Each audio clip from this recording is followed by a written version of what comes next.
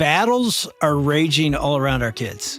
They need a place where it feels safe, they feel heard, and there's a sense of joy and maybe even fun in their lives. Guess where that is? Not somewhere else. Make your home the place where they want to run to. If they don't get it in your home, they're going to go looking for it somewhere else. Right. And so we want to create that intentionally in our homes. Welcome to Family Life today. We got Dave and we got Ann Wilson. Well, we're having fun today. Actually, we are having fun today because today is just you and me in the studio. That's right, baby. Talking about a value that we thought was really important for our family, and we want to encourage other families to consider making this a value. In fact, we put it in our book, No Perfect Parents, Chapter 8. Do you remember this? Yeah. Make your home the haven they run to.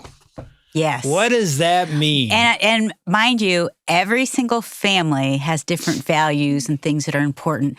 But and personalities, because you may not be wired like the Wilsons. We're a little quirky.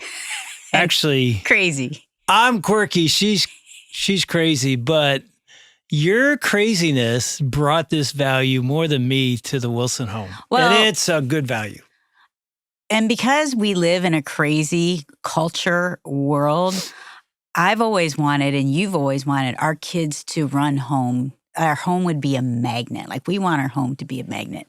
And part of this was from my background growing up. My home was really fun. Everybody in Findlay, Ohio wanted to be at the Barron's house. Yes, because my parents created an atmosphere that everyone wanted to come to it. And there was joy, there was fun, there was respect. There were games. Your dad treated high school kids like adults. Yeah. And there's something that's like a magnet. It draws you. You want to be there. And so when we got married, we're like, we want to create that too, that our home is the place where all the kids want to hang out. And the people want to hang out. I actually had the opposite growing up. Yeah, you did. I never wanted to be home. It was, home of divorce and just my mom and I, and there was no fun. So I wanted to be at the Barron's house, and then I married one.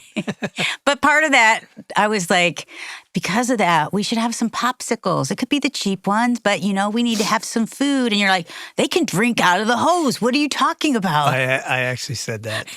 So the garden hose, because I didn't want to spend money on, there wasn't bottled water back in those days.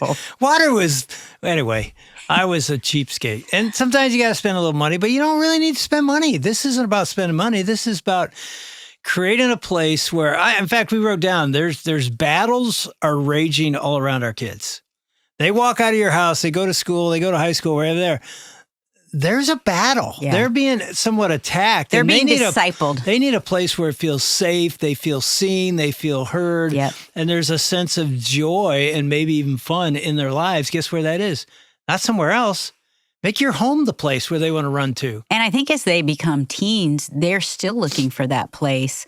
And so we're like, even when they're teenagers, because I can remember this thought when I was a teenager, going to a party, people were drinking, they're smoking stuff. And I can remember looking around thinking, I wonder what they're doing at my house right now, because I bet it's way more fun than this. And so I think as a family, it'd be really good, or even a single mom or dad, what are you guys doing to create an atmosphere that will make your kids want to run to that, to create a haven and a refuge place? And it doesn't happen unless you do it intentionally. And we decided, it was really your value. You brought this to our home, because I didn't have this growing up, but it became a great value where, I remember when our kids were little, the neighbor kids would come to our front door and ring the doorbell and say, "Can Mr. Wilson come out and play?" Because it became the play. I was the dad in the neighborhood that had ball games in the front yard and slip and slides. It was all you, but we were the home where all the neighbor kids came to because there was this sense of fun, and it was intentional. And I don't think, as we've looked around and now we have grandkids where we're at their houses doing the same things, kids aren't in the yard playing the way they used to in most places. Mm-hmm. I'm amazed, like, where are all the kids? And so that was this thing in our neighborhood where we lived. Every kid in the neighborhood would come down after dinner because they knew something would be happening, whether it be kickball. Tell them about Capture the Flag. Go ahead. Tell them. Dave was out of town this one time, and the kids came in, and I think our youngest was 4, maybe. So they were 4, 7, 9. And CJ runs in the house as a 9-year-old, and all these other kids are outside waiting. And he goes, Mom, Mom. And you weren't home. So they're coming to me, and I'm doing the dishes. You guys, I'm so tired. I'm wiped out. I don't want to do anything but get the kids in the shower, the bath, and to bed. That's what I'm thinking. Let's just get everybody to bed. CJ comes. That's what every mom's thinking. Every day. Mom, you've got to play this game with us. I'm like, what are you playing? I'm drying the dishes. What are you playing?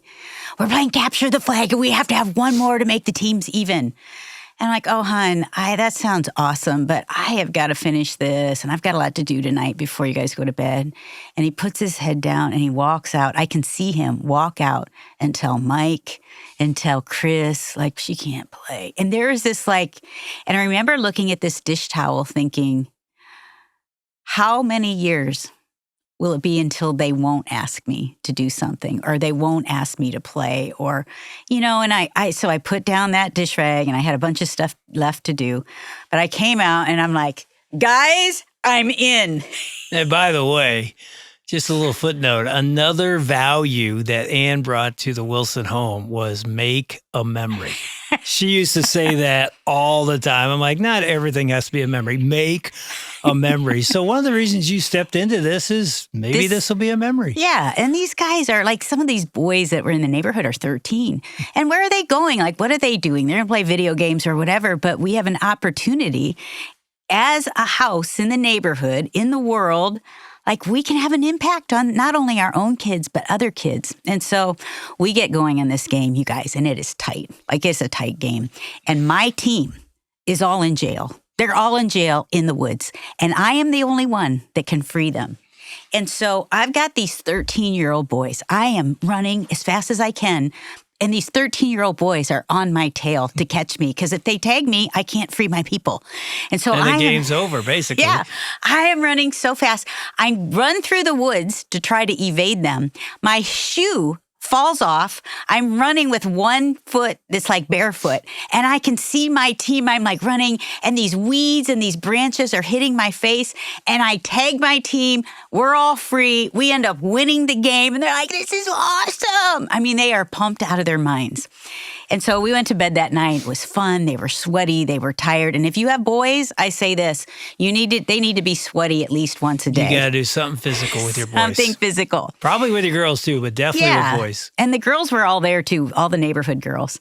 So we go to bed. It was one of those epic days. They're like, Mom, that was so awesome. Thank you for playing. And the next morning, I wake up. My eye is so swollen, I can't even open it. Totally swollen shut. So I have to go to an eye doctor who sends me to another doctor. And the doctor says, wow, you have a thorn in your eye. And so they have to surgically remove this thorn out of my eye. I come home with an eye patch. And the kids are like, Mom, what happened? I'm like, you guys, remember when I was winning the game last night? And I didn't say that. Running through the Remember trees? When I was trying to free you? That's what I said. Well, a thorn went into my eye. Soon as I say that, we're done like eating or something. All the kids are in the front yard. And CJ goes out there as fast as he can. He goes, guys, you won't believe what happened to my mom. He goes, last night when she was running, she got a thorn in her eye, and she had to go have it surgically removed by this doctor. And these boys are like, dude, are you kidding me? Your mom is amazing. I laughed so hard, and my eye was fine after that. But I thought, man, I could have missed that. I could have missed that because of all the things that I had to do around the house. And it's really easy to have that mindset of like, these things are so important. I need to get them done. And I know they're important. But sometimes we need to be intentional of saying, I'm going to pour into this area to make a memory. And it doesn't have to be that you're playing capture the flag. I've got sister-in-laws and friends. One of them is this great cook. So they have they have all these kids in that are cooking. One of them is this reader where she tells these epic tales. But however God has wired you, I think it's important. Like, he's made me like this. How has he made you? And how can you create memories out of that? Our vision at Family Life is every home, a godly home.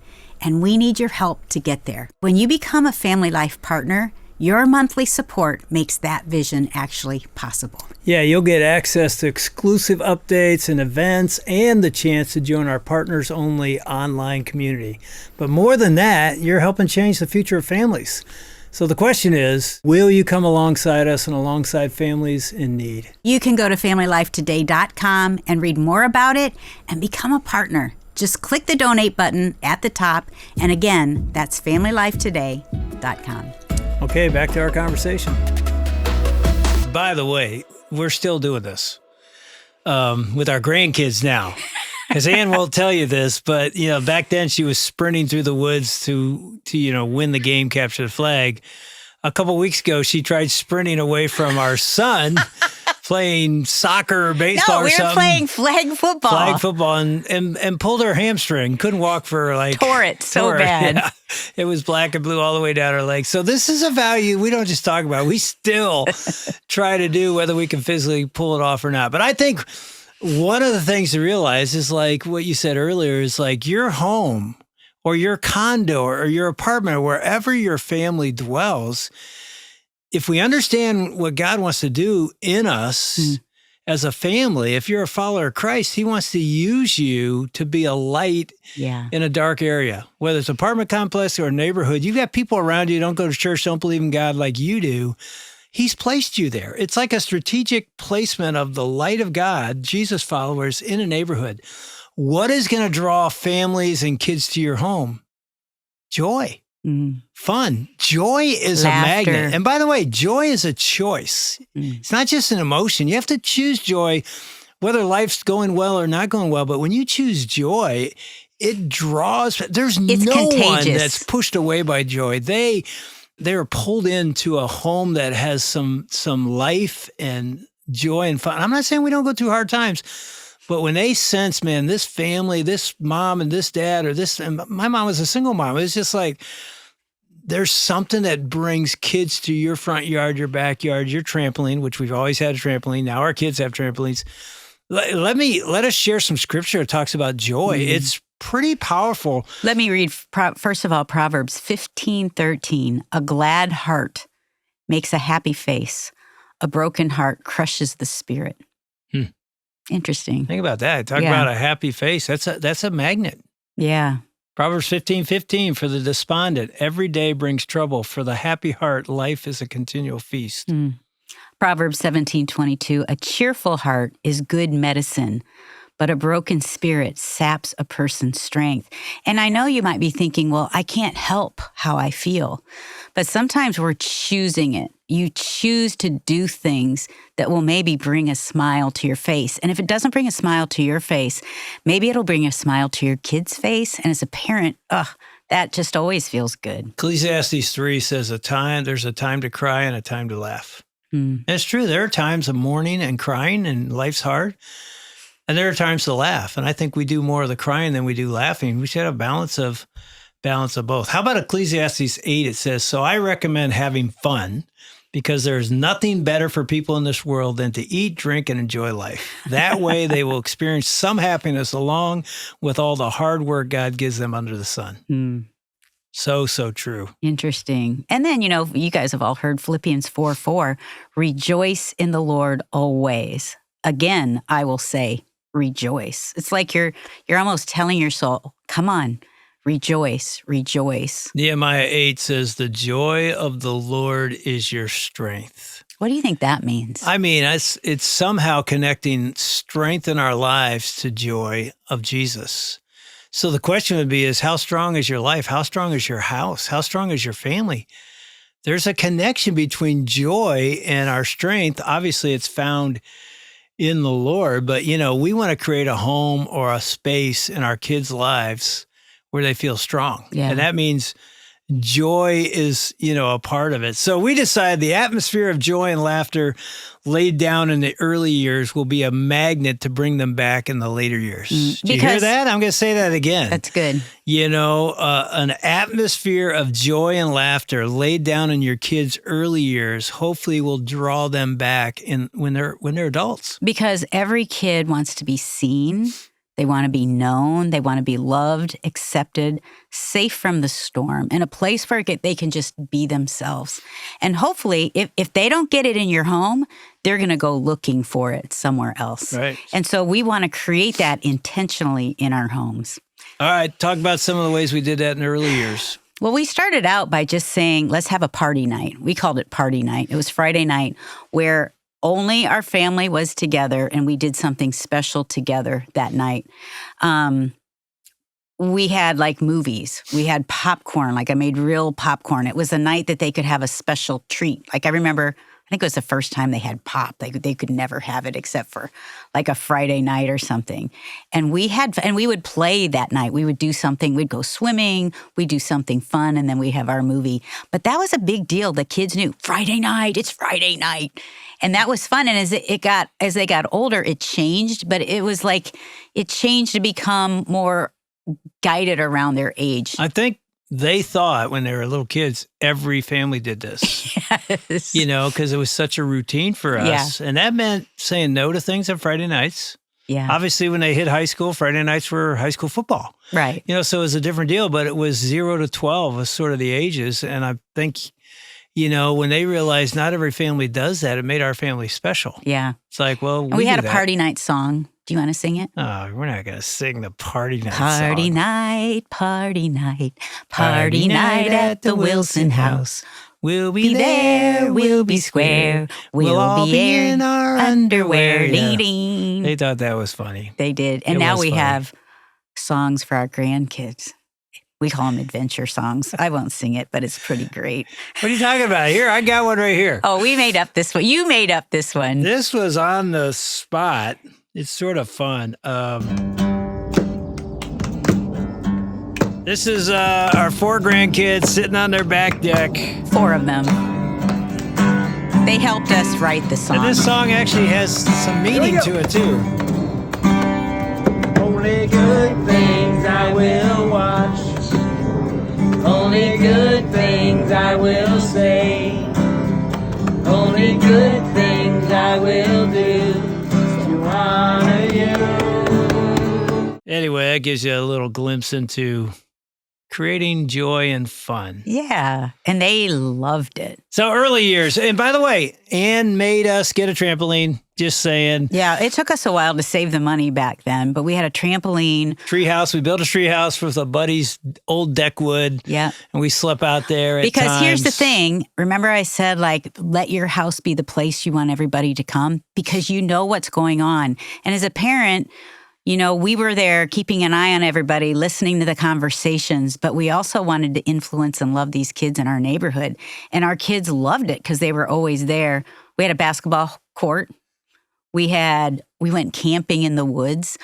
Every last day of school, we did this huge slip and slide with shaving cream.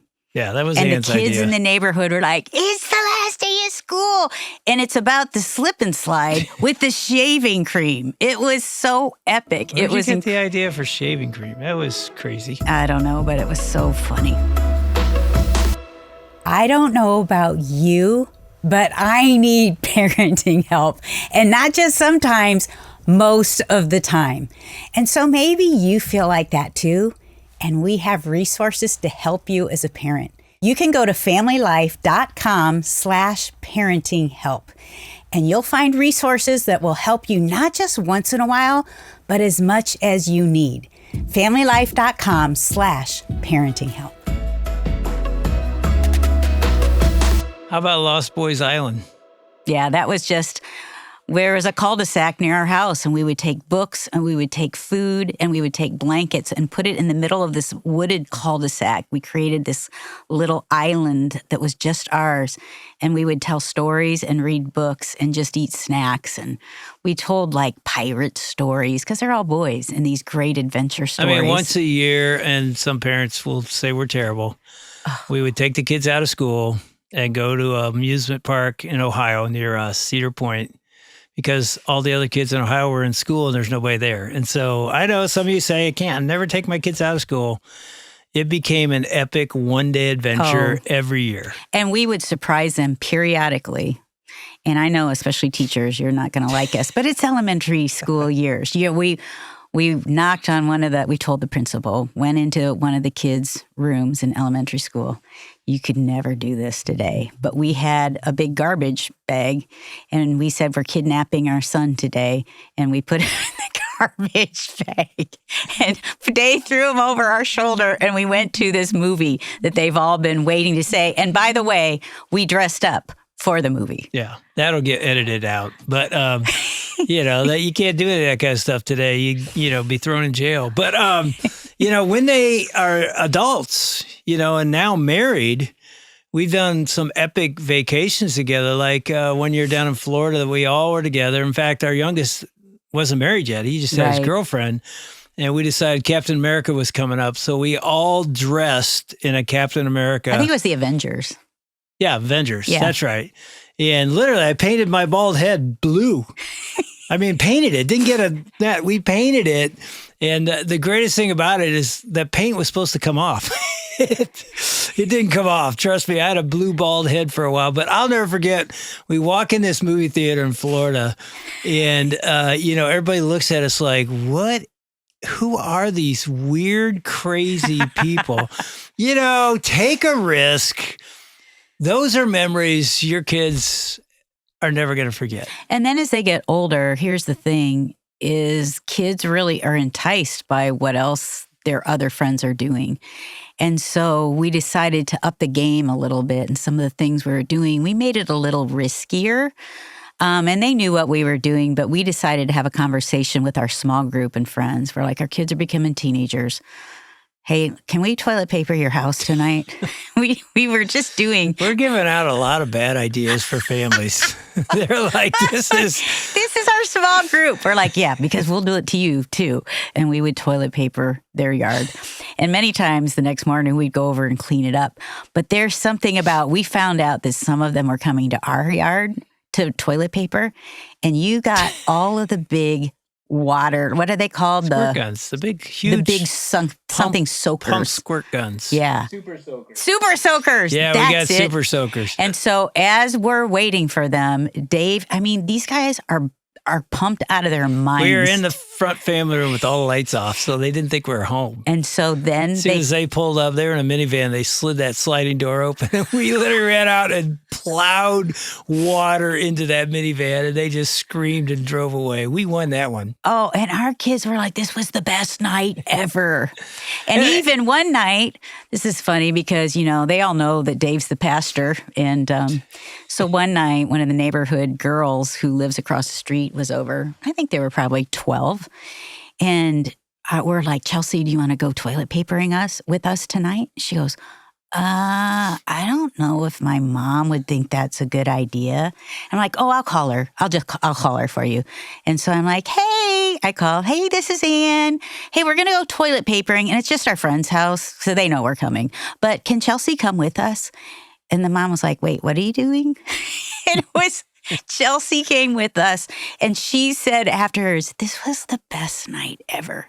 And here's what happens among the play, among the fun, among the laughter, is kids start sharing their stories. They start sharing their pain.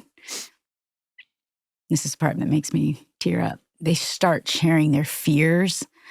And if you have a lot of food on the table, kids will sit around and they'll just talk. And why are you tearing up? Who are you thinking of, or what are you thinking? I'm thinking of all the kids that have sat at our tables or been in our cars. I'm thinking of all the kids that we've prayed over whose parents were struggling, or something's happened at school, or they feel lost or alone. And especially, man, when they become teenagers, the stories are rough and they're hard. And kids are looking for a haven. They're looking for the gospel. They're looking for Jesus. They don't know what that's what they're looking for. They want to be seen, heard, and loved, known. Yeah, loved unconditionally. And so to hug these kids, to put your hand on them, to pray for them, and to then ask them the next time they're over and we've played and we've done something so fun and silly. And then to say, hey, what's going on, with your dad? Are you doing okay? They need somebody to talk to. They need another adult to talk to, especially like our kids were all in youth groups, so they had people. These kids, a lot of them don't go to church and they don't have anybody. And man, we can be that. It's like a beacon. It's the light. You are the light of the world, a city set on the hill. Your house is that beacon of light set on the hill that God can use. And in the midst of that, you're laughing and having fun. That's the magnet. That's the draw when they come in. And whatever your thing is, you might be like, you guys are the weirdest people. We're never doing any of that. But what is it that God has given you? What's in your hand? Well, it's interesting too, as our kids hit the teenage years, we know this. All the other kids think fun and joy happens when you drink.